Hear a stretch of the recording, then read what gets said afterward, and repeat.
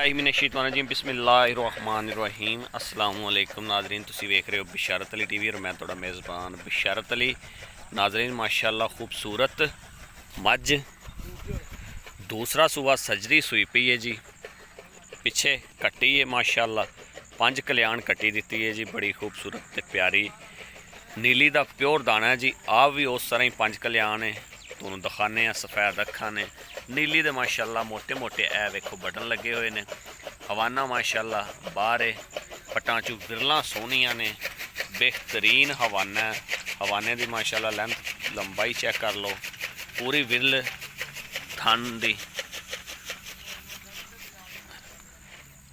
और ए चेक कर लो जी, पूरी माशाल्लाह नस्ली झोटी है बिल्कुल।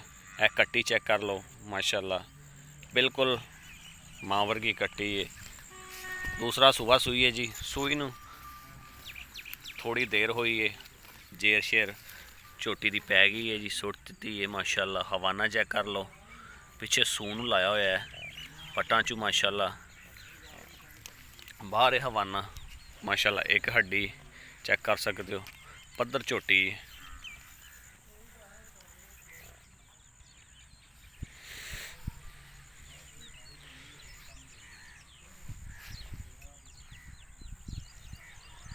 माशाल्लाह जी,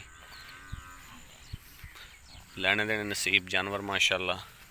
चेक करा दें तुहानूं, खूबसूरत माशाल्लाह, चौड़ा पुट्ठा बेहतरीन।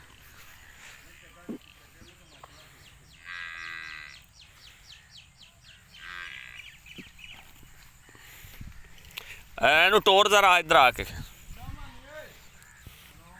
चेक कर लो जी माशाल्लाह। सूह नूं हवाना लग्या होया बिल्कुल।